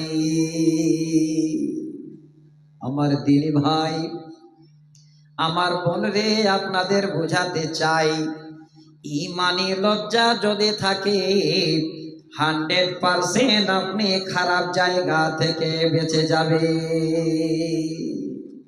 এতটুকু যদি চিন্তা হয় আপনারা ভালো হয়ে যাবেন, আল্লাহর কাছে একজন ভালো বান্দা বান্দি রূপে গণ্য হবেন যদি আপনার ইমানে লজ্জা থাকে। দেখেন কত দামি কথা। আমি আপনাদের খুঁটিনাটি করে বোঝার জন্য বলছি। যে ভাইরা দাঁড়িয়ে আছেন, সুযোগ থাকলে ভাই বসে যান। এই সময়টা চলে গেলে আর ফিরে আসবে না বন্ধু। এই সময়টা গেলে আর কিয়ামত পর্যন্ত কোনোদিন খুঁজে পাওয়া যাবে না। আর একটা শুধু কালে উদাহরণ দিচ্ছি, তারপরে দেখবেন আবার সুন্দর করে একটা উদাহরণ দেব, অন্য একটা দৃষ্টান্ত আপনাদের তুলে দেব। আপনারা নিজে অবাক হয়ে যাবেন যে আল্লাহ, হয়তো এই কথাটা কোনোদিন শুনেছি কি শুনিনি, আল্লাহ তুমি ভালো জানো। 3 নম্বর উদাহরণ দিচ্ছি, ইমানি লজ্জা। সূরাটি অনেক পড়ি, মুখস্থ আছে, সূরাটির অনেক বড় ফজিলত আছে। সূরাটির নাম হলো সূরায়ে মুলক। নামাজে আলেম ওলামারা পড়েন, তাবারাকাল্লাযী বিয়াদিহিল মুলকু ওয়া হুয়া আলা কুল্লি শাইইন কাদির। অনেক ফজিলত সূরাটির আছে। আমি এই ফজিলত শোনাতে যাচ্ছি না। এই সূরা মুলকের 13 নম্বর আয়াত শুধু ঈমানি লজ্জা কাকে বলে সেটা বুঝাবার জন্য আপনাদের শোনাচ্ছি, শুনবেন। আপনার ছেলে আপনার মেয়ে বাড়িতে আছে, পড়াশোনায় ভালো, আপনি গাইড করছেন ঠিক করে যে আল্লাহ আমার ছেলেটাকে মেয়েটাকে ঠিক করে যদি গাইড করি, আগামী দিনে যেন একটা ভালো ভবিষ্যৎ দেখতে পাবো। আমি মায়েদের বলবো, মা, হে বোন, ছেলে মেয়েদের গাইড করার জন্য 1 নম্বর টিচার হলো মা। বলুন ঠিক না ভুল বললাম? আল্লাহ আমার ঘরে একটা সন্তান দিয়েছেন, আলহামদুলিল্লাহ। এখনো সন্তান আমার দাঁড়িয়ে মানুষের সামনে কথা বললেই বলে এই জায়গায় পৌঁছার আল্লাহ আমাকে পৌঁছে দিয়েছেন। আল্লাহ তো অবশ্যই পৌঁছিয়েছেন, কিন্তু মেন গাইডলাইন হলো আমার মা। ছেলেটা বলে, আমার ছেলেটা MBBS ডাক্তার, আলহামদুলিল্লাহ, এবার 2nd ইয়ারে উঠলো। ওই ছেলেটাও আজকে আমার যাচ্ছে কলকাতায়। তো শুধু তার মা যদি অসুস্থ হতো, আমার ছেলের মার কথা বলছি, জ্বর যদি হতো, তারপরেও 11টা পর্যন্ত বসে নিয়ে তাদের পড়াতো। আমার আল্লাহ একটা মেয়ে দিয়েছেন, এই 2 তারিখে মাধ্যমিক পরীক্ষা, আলামিন মিশনে আছে। একটু সত্যিতেই ভালো লাগছে এই জন্যে যে আপনারা নিজেরা একটু তৈরি হন, আমার মা একটু গাইড করেন, দেখবেন আপনার যদি ঈমানে লজ্জা থাকে আপনার ছেলে মেয়ে একটা ভালো পজিশন পেয়ে যাবে। অনেকটাই মা বাবার উপরে আবার ডিপেন্ডস করে এই বাচ্চাদের ভবিষ্যৎ। অনেক বাবা আছেন, লিখে নেন ভালো করে, আপনি যত পাপ করেন, যত অন্যায় করেন, দেখবেন হয়তো আল্লাহ নারাজ হয়ে আপনার পাপের এই ফল সন্তানকে ভোগ করতে হয়। আমি বলছি বন্ধু, হে বাপ, হে ভাই, আজকে আপনারা যারা বসে আছেন আমার মায়েরা, এই আয়াতটাকে শোনাচ্ছি, আবারও বলছি আয়াতটা কত দামি। আজকে ঈমানি লজ্জা আমাদের নেই বলে একটু খালে মনে রাখবেন, জীবনে কাজ দেবে। যেটা বুঝাতে চাচ্ছিলাম, মা গাইড করছে 11টা পর্যন্ত, তারপরে বলছে মা, বেটিকে বলছে কিংবা ছেলেকে বলছে বাবা 11টায় ঘুমিয়ে যাও। আবার ফজরের আজান হবে, ফজরের সালাত আদায় করে আবার পড়াশোনা শুরু করবে। ওই টাইমটাতে আরো বেশি পড়াশোনা মুখস্থ হয়, বাবা তুমি বড় মানুষ হবে। বর্তমানে এবার কোনো ছেলে মেয়ে 11টার সময় মা বাবার কথা শুনে শুয়ে গেল, একটু মিলিয়ে নেবেন। টাইম আছে কি? আর আছে তো? আচ্ছা ঠিক আছে, থাকলে বলেন, আমি ঠিক জায়গাটাতে একটু আগিয়ে যাই। আচ্ছা ঠিক আছে, কোনো ব্যাপার নাই, আপনারা ওইদিকে তৈরি রাখবেন। যাক আলহামদুলিল্লাহ, টাইম একটা আছে, তাড়াতাড়ি করে বলা যাবে। শুনবেন, এবার যে কথাটা আপনাদের জানাতে চাচ্ছিলাম, মা বলল তুমি রাত 11টায় শুয়ে যাও। শুয়ে গেল বাচ্চা কাচ্চা, সালাম। আর সেই সময় বাতি অফ হয়ে গেল, মা বাবা ঘরে ঢুকলো, সন্তান ঘরে ঢুকে গেল, বাতি অফ হয়ে গেল। মা বাবা মনে মনে ভাবছে ছেলে আমার ঘুমাচ্ছে, মেয়ে আমার ঘুমাচ্ছে, কিন্তু বর্তমান শুয়ার পরে একটাও ছেলে মেয়ে ঘুমায় না, তারা বিল্লির বাচ্চা নিয়ে টাইম কাটাচ্ছে। বলুন কি এটা, সেটা একটু কথা বলুন, যেটা বুঝাতে চাচ্ছি আপনাদের মোবাইল। আহ, এই কথাটা ইমানি হায়া যেটা বুঝাতে চাচ্ছে। এবার বাতি অফ হয়ে গেল, কম্বলের ভিতরে ঠান্ডায় ঢুকে গেল, কে তো লেপের ভিতরে ঢুকে গেল। হ্যাঁ যুবক বন্ধু ভালো করে শুনুন, বোনেরা আমার আপনাদেরও বলছি শুনেন, আপনাদের জীবনের কল্যাণের জন্য বলি, ইমানি লজ্জা কাকে বলে।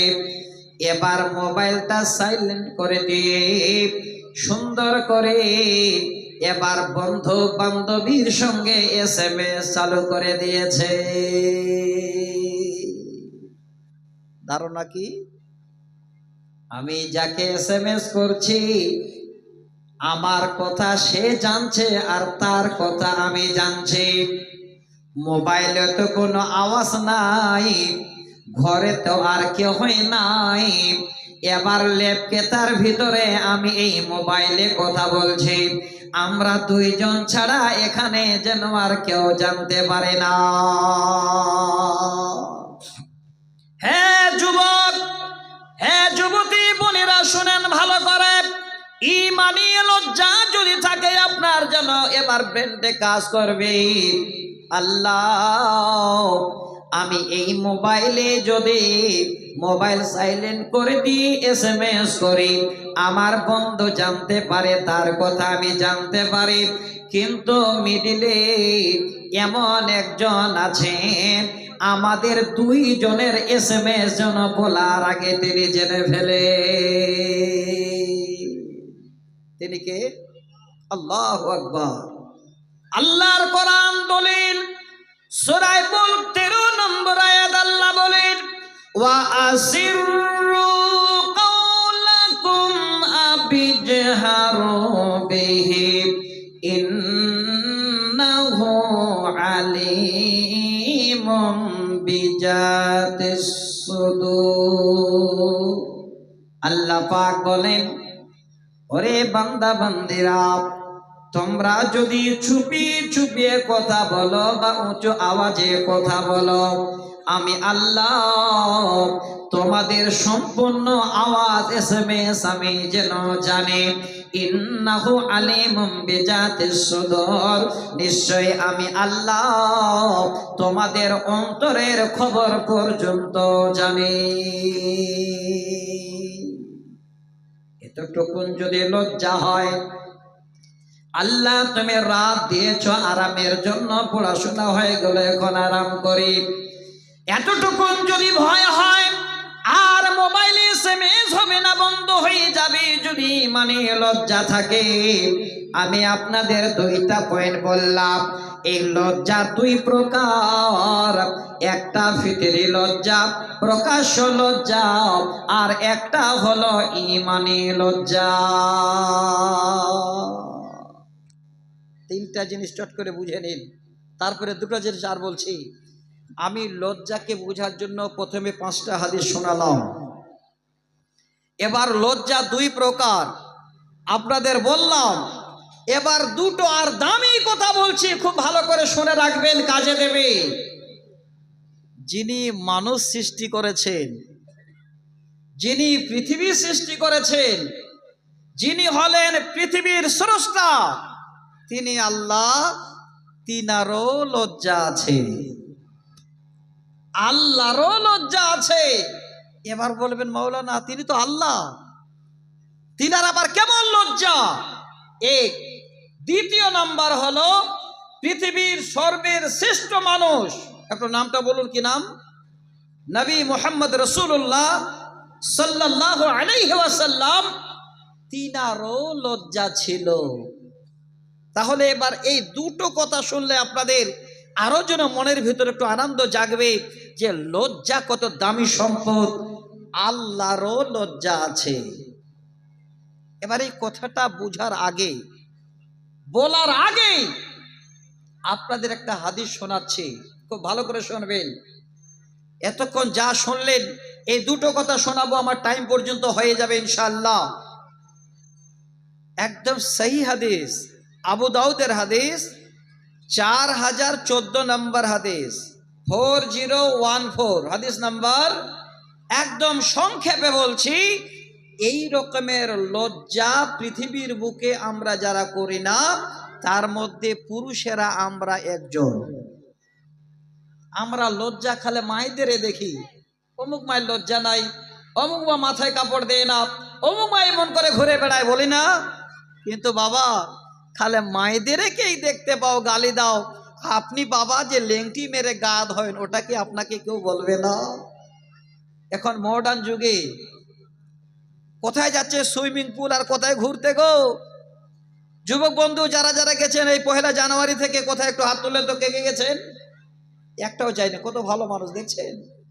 এবার ঘুরতে গিয়ে গা গোসল দিতে যাচ্ছে তো পেন পরে, নাউজুবিল্লাহ। এই মুসলমানের বাচ্চা।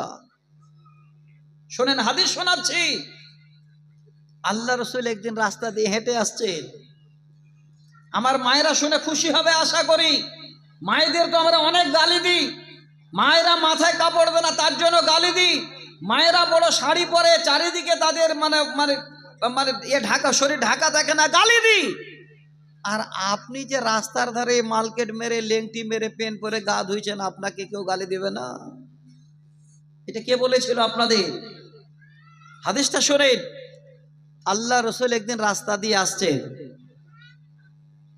রাবি হযরতে ইয়ালা বিন উমাইয়া রাদিয়াল্লাহু তাআলা আনহু, হাদিসের রাবি, তিনি বলছেন, আস্তে আস্তে আল্লাহ রসুল দেখছেন একজন মানুষ রাস্তার ধারে লুঙ্গিটা এইভাবে তুলে, বা যা কাপড় ছিল সেই যুগে, তুলে আর গা গোসল দিচ্ছে খালি গায়ে।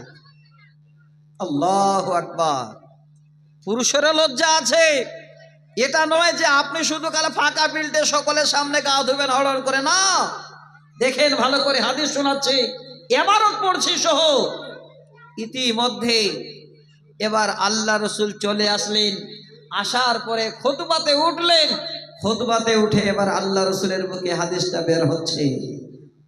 নবীজি বলেন, ইন্নাল্লাহা হাইয়ুন সিত্তিরুন ইউহিব্বুল হায়া ওয়াস সিত্তিরা ফাইজাক্তা সালা আহাদুকুম বিসিত্তির।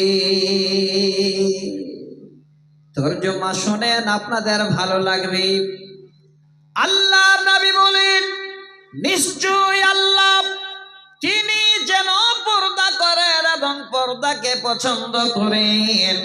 ইউহিব্বুল হায়া ওয়াস সিত্তিরা, যারা দুনিয়ার বুকে লজ্জা করে, যাদের লজ্জা আছে, এবং যারা দুনিয়াতে পর্দা করে চলে, আল্লাহ পাক যেন তাদের ভালোবাসে।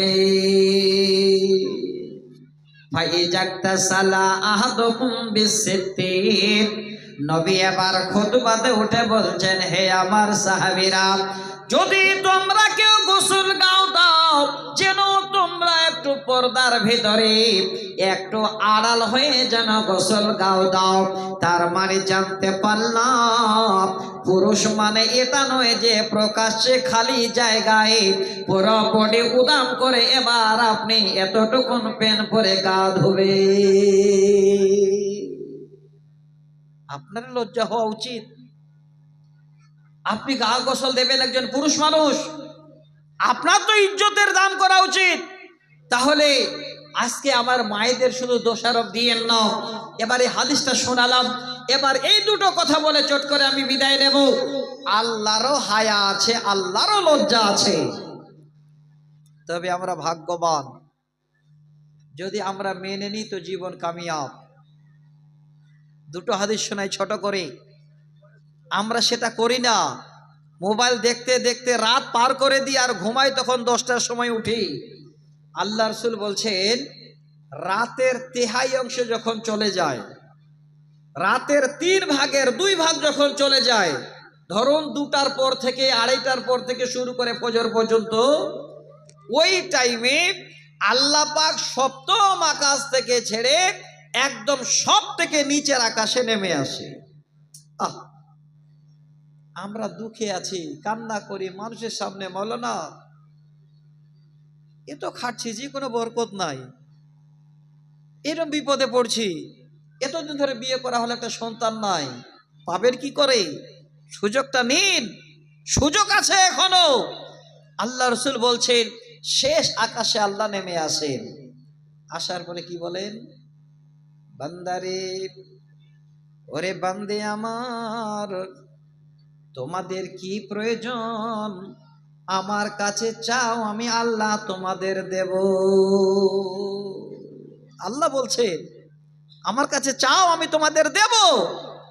ওই টাইমে আমরা চাইবো কি? তখন আরামসে নাক ডেকে ঘুমাচ্ছি, আর এমন ঘুম ধরছে একদম 6টা বেজে, তাও ঘুম ভাঙে না। ভাঙবে কি করে?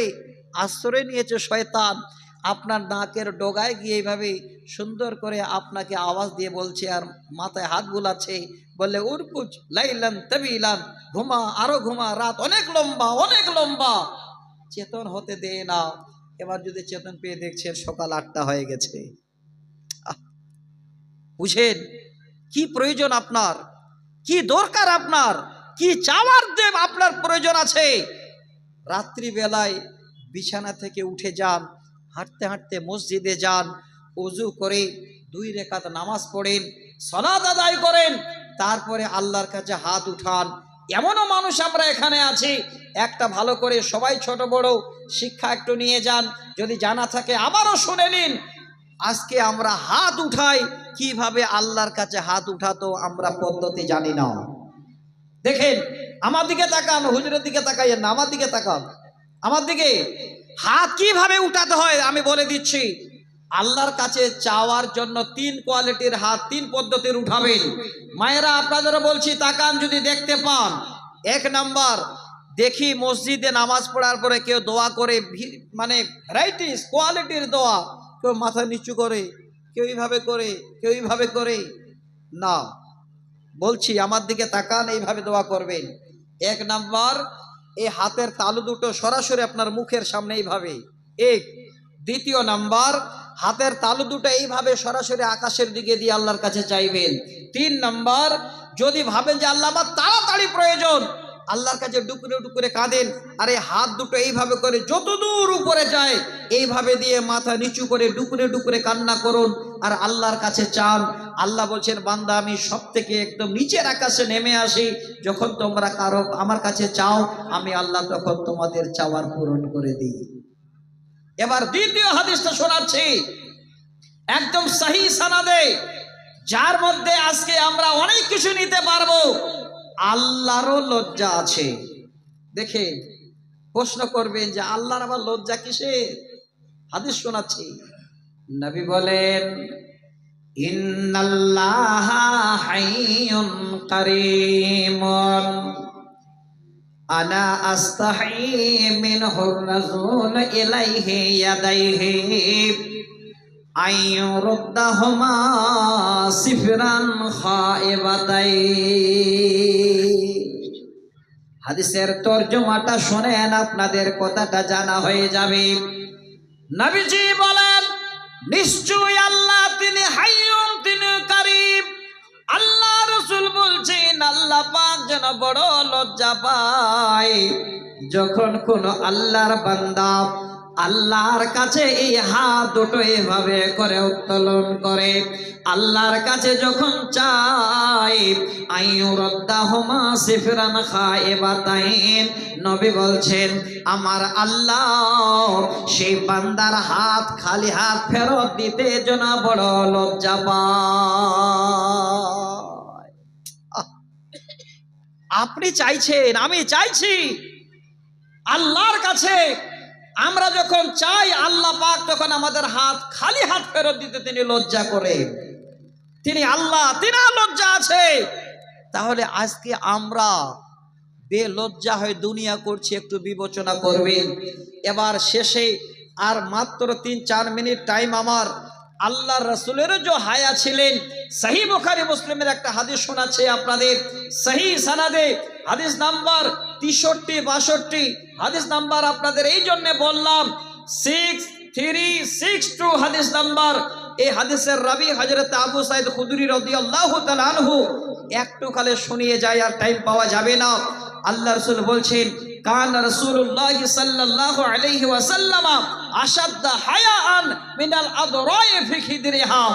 আল্লাহ রাসূলের এত লজ্জা ছিল, এত লজ্জা ছিল, কুঁয়ারি মেয়েদের থেকে আল্লাহ রাসূল বেশি লজ্জা করতেন। তাহলে যিনি পৃথিবীর সর্বশ্রেষ্ঠ মানুষ, তিনার এত লজ্জা, দুনিয়া করতে গিয়ে এত লাজুক ছিলেন, আর তিনার উম্মত আজকে আমরা বেলাজুক, বেহায়া, বেলজ্জা হয়ে ঘুরে বেড়াচ্ছি। মেন পয়েন্টটা, কথাটা বলে আপনাদের কাছে বিদায় নিচ্ছি। একদম আর 2-4 মিনিটের মধ্যে হয়ে যাবে ইনশাআল্লাহ, ঠিক টাইমে আমি ছেড়ে দেব। আর একটা হাদিস পাশাপাশি লম্বা বলে দিই। আম্মা জান আয়েশা সিদ্দিকা রাদিয়াল্লাহু তাআলা আনহা হাদিসের রাবি, তিনি বলছেন, একদিন আল্লাহ রাসূল আমার কাছে আছেন, শুয়ে আছেন। তো আল্লাহ রাসূলের শুয়ে থাকার কারণে একটু হাঁটুটা উদাম হয়ে আছে। আল্লাহ রসুলের কাছে তিনার সব থেকে একদম জিগিরি দোস্ত, আবার হলেন শ্বশুর। একটু নামটা বলবেন, তিনি কে? হযরতে আবু বকর সিদ্দিক রাদিয়াল্লাহু তাআলা আনহু। দেখবেন এখান থেকে আমরা কিছু পয়েন্ট নিতে পারবো, আমাদের জ্ঞান অর্জন হবে। আবু বকর আসছেন আল্লাহর রসুলের কাছে। আরেকবার বলবেন, জামাইয়ের বাড়িতে কে আসছেন? শ্বশুর। এবার বর্তমান আমরা যারা শ্বশুর বা যারা শ্বশুর হয়েছেন, জামাইয়ের বাড়িতে যান তো আপনি মনে মনে ভাবেন জামাইয়ের বাড়ি মানে খোলা অর্ডার, কাউকে বলার না বলা ঠিক নাই, একদম হাতে মিষ্টি নিয়ে সরাসরি দরজা খুলে ঢুকে বলছেন, কই গো বেটি। এতটা পাওয়ার কে দিল আপনাকে যে আপনি সরাসরি একদম জামাইয়ের ঘরে ঢুকে গেলেন, জামাইয়ের বাড়ি ঢুকে গেলেন? আপনার মেয়েটা না হলে আপনার মেয়ে, কিন্তু আপনার মেয়ের ননদ তো আপনার মেয়ে নন, আপনার মেয়ের শাশুড়ি তো আপনার কেউ নন, মানে নিজস্ব ঘনিষ্ঠ, মানে এরকমের কেউ নন, তিনি তো অবশ্যই পর্দার মানুষ। আপনি যাওয়ার আগে অবশ্যই আগে দাঁড়িয়ে অনুমতি নিন। দেখেন এই হাদিসটা থেকে একটু জ্ঞান নিয়ে আমরা, হযরতে আবু বকর দরজায় গিয়ে দাঁড়িয়ে গেছে, আওয়াজ দিয়ে বলেন, ওগো নবী, আমি তোমার সঙ্গী, তোমার শ্বশুর আবু বকর দরজায়। হ্যাঁ নবী, আজকের দিনে আমি আপনার কাছে যাওয়ার জন্য অনুমতি চাই, যদি অনুমতি দেন তো আমি আবু বকর যেন আজকে তোমার কাছে যাব। ইতিমধ্যে আল্লাহর নবী ইজাজত দিলেন, ওগো আবু বকর চলে আসেন। হযরতে আবু বকর ঢুকে গেলেন। ভালো করে হাদিসটা ভুলে যাবেন না, একটু বুঝে নেবেন। হযরতে আবু বকর ঢুকলেন, নবীর সঙ্গে কথোপকথন হলো। এবার আল্লাহর নবীর কাছ থেকে এবার আবু বকর বেরিয়ে গেলেন। নবী যেইভাবে শুয়েছিলেন ওইভাবে, হাঁটুটা উদাম হয়েছিল ওইভাবেই যেন হাঁটু উদাম হয়ে আছে। শেষ হাদিস, টাইমও হয়ে যাবে, 2 মিনিট টাইমার। কিছুক্ষণ বাদে আর একজন শ্বশুর আসলেন, দ্বিতীয় খলিফা, কি নাম বলেন? হযরতে উমর। তিনিও শ্বশুর। তিনার মেয়ের সঙ্গে কিভাবে বিয়ে হয়েছে, সহিহ বুখারীর 2য় খণ্ডে কিতাবুল মাগাজিতে একদম 2য় পৃষ্ঠায় হাদিসটা লম্বা করে লিপিবদ্ধ আছে। হযরত উমর এবার দাঁড়িয়েছেন, মুহাম্মদ বিন আব্দুল্লাহ, আমি উমর এসেছি, একটু যেতে চাই, অনুমতি হবে? নবী বলছেন, চলে আসো। শ্বশুর তো অনুমতি নিচ্ছেন জামাইয়ের ঘরে ঢুকতে। আবার চলে আসলেন। ইতিমধ্যে কথোপকথন হলো, হযরতে উমর বেরিয়ে গেলেন। আল্লাহর নবী কাঁধ হয়ে শুয়ে আছেন, আবার হাঁটুটা উদাম হয়ে আছে। কিছুক্ষণ বাদে আবার যেন আর একজন লোক আসেন, তিনি 3য় খলিফা। তিনি শ্বশুর নন, তিনি হলেন জামাই। কি নাম বলেন? হযরত ওসমান গনি রাদিয়াল্লাহু তাআলা আনহু, যাকে জিন্নুরাইন বলা হয়। আল্লাহর নবী 2টা মেয়ে হযরত ওসমানকে দিয়েছিলেন। হ্যাঁ ভাই আমার, যারা জামাই ভালো করে শুনে নিন, বর্তমানে জামাই শ্বশুর বাড়ি যায়, শ্বশুরের দেওয়া বাইক। কবিতাটা শুনেছেন কোনোদিন আমার? শুনেননি? বাইকটা দিচ্ছে শ্বশুর মশাই, আব্বা দিছে তেল, ইউটিউবে অনেক পাবেন আপনারা। আমি গিয়েছি, কিন্তু আজকে কবিতা বলবো না, খুব ভালো লাগছে আপনাদের পরিবেশটা, শুধু কোরআন হাদিস শোনাচ্ছি।